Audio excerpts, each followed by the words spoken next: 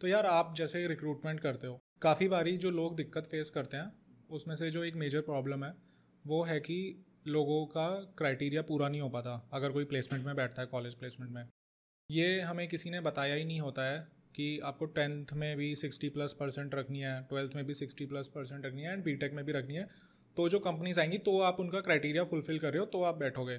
तो एक आती है क्राइटेरिया कंपनी और एक आती है नॉन क्राइटेरिया कंपनी जिनका कोई क्राइटेरिया नहीं होता। आपका इस पे स्टैंड क्या है और आप कैसे स्टूडेंट्स को हायर करते हो या कैसे कैंडिडेट को हायर करते हो अपनी कंपनी में?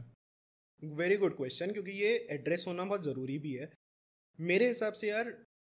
मैं कुछ नहीं, मुझे मैटर नहीं करता तुमने टेंथ कैसे दिया, ट्वेल्थ कैसे दिया। जब तुम ये 10 और 12th में होते हो ना, तो तुम एक तब भी मस्ती वाले मूड में, थोड़ा सा माइंडसेट ना मेच्योर नहीं होता तुम्हारा उतना। जैसे कॉलेज में आके it's a real life now, अब वो थोड़ा प्रोफेशनल वर्ल्ड में तुम आना शुरू हो गए हो। तो मैं जो मेनली देखता हूँ कि तुमने कॉलेज लाइफ में क्या किया, नॉट इवन CGPA तुम्हारी कितनी थी। ठीक है, लोग ये देख रहे हैं टेंथ में क्या किया। यार टेंथ से क्या फ़र्क पड़ रहा है?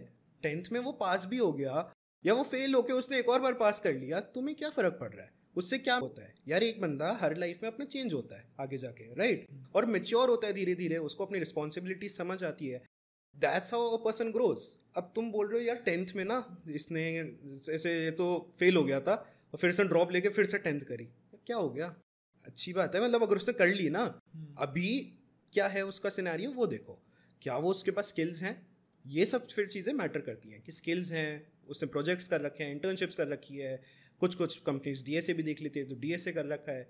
तो अभी के सिनेरियो देखना इज़ एक्चुअली थोड़ा सा सेंसिबल, क्योंकि थ्योरी में सब लोग अच्छे नहीं होते। थ्योरी रटना, और कुछ लोगों को एग्जाम प्रेशर भी होता है, वो नहीं दे पाते एग्जाम्स।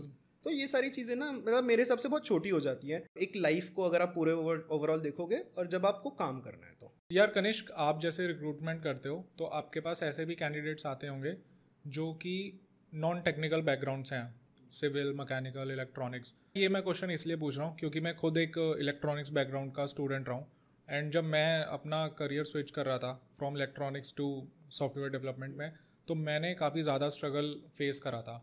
तो आप ऐसे कैंडिडेट्स को क्या एडवाइस दोगे जो नॉन टेक्निकल से टेक्निकल फील्ड में स्विच कर रहे हैं? सो नॉन टेक से टेक अगर तुम स्विच कर रहे हो तो मेरे देखो बेस वही रहेगा जो मैंने पहले डिस्कस भी किया कि इंटर्नशिप्स, प्रोजेक्ट्स, ये तो तुम्हें अलग करेगा। पर थोड़ा सा ट्राई करना कि कोर जो सब्जेक्ट्स होते हैं, कि बहुत छोटी छोटी चीज़ें होती हैं, डेटा स्ट्रक्चर्स भी तुम्हें थोड़ा करना पड़ेगा। क्योंकि लोगों को क्या होता है, अगर कंप्यूटर साइंस बैकग्राउंड से है उनको ये इलेक्टिव में करना ही पड़ता है, तो they get a basic knowledge वहाँ से।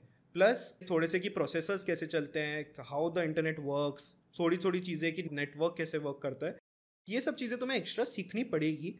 क्योंकि अगर तुम स्विच कर रहे हो तो वो कोर नॉलेज होना, क्योंकि जिस सिस्टम पे तुम काम कर रहे हो कैसे काम कर रहा है, वो नॉलेज होना तुम्हें ज़रूरी है, राइट? और वो वैसे ओवर द ईयर्स हमें इंजीनियरिंग में पढ़ा दिया जाता है, कंप्यूटर साइंस में, पर किसी और ब्रांच को नहीं पता होता ये सब। तो इट्स बेटर ये सब भी पता करो, प्लस तुम्हारा इंटर्नशिप्स और प्रोजेक्ट्स जो बेस है वो तो वही रहेगा। That's how you can switch. पर एज अ कंपनी ओनर मैं ये बोल सकता हूँ, इस ये मैटर ज़्यादा करता नहीं है कि तुम कौन से ब्रांच से हो। मैं इसमें ये भी ऐड ऑन कर देता हूँ कि इट डजेंट मैटर, हमें फ़र्क नहीं पड़ता। तुम्हें अगर स्किल्स आती हैं, तुम्हारा वही प्रोजेक्ट्स हैं, सब चीज़ है, तो तुम सेलेक्ट हो जाओगे। यार कनिष्क, जैसे आप रिक्रूटमेंट करते हो तो आपके पास CV आए दो। एक कैंडिडेट ने IIT से ग्रेजुएशन करी है एंड एक ने नॉर्मल कॉलेज से ग्रेजुएशन करी है, तो इसमें IIT का टैग कितना इंपॉर्टेंस रखता है? सो मेरे लिए IIT का टैग उतना ज़्यादा इंपॉर्टेंट नहीं है। मेरे को स्किल्स बहुत ज़्यादा मैटर करती है। थोड़ा सा मैंने आजकल ये ट्रेंड देखा है, मेरे काफ़ी दोस्त थे जो IIT में भी गए थे, जब हम उसमें थे स्कूल में, तो वो IIT में जाके ना मस्ती मार रहे थे, और उनका ना लास्ट तक मस्ती वाला पीरियड चला है। पूरे रोज स्टोरीज देख रहा हूँ तो भाई इंस्टाग्राम पे भाई मस्ती है, पार्टी चल रही है, कुछ चल रही है। तो इससे जो मेरे को फील आई थी यार, कि ऐसा थोड़ी है कि तुम IIT पहुंच गए तो हो गया। साथ ही साथ अगर मैं अपने बिल्कुल अपने साइड वाले दोस्तों को देखूं जो मेरे साइड में ही थे, दे वर नॉट इन IITs, पर they were trying to do something in life.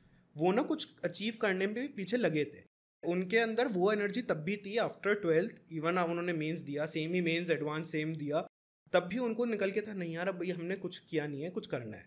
तो वो जो लाइक मैंने डिफरेंस देखा है, और ऑब्वियसली दोनों साइड से देखा जाए तो आईआईटी में तब भी अच्छे लोग हैं, they are like very smart, सब चीज़ है।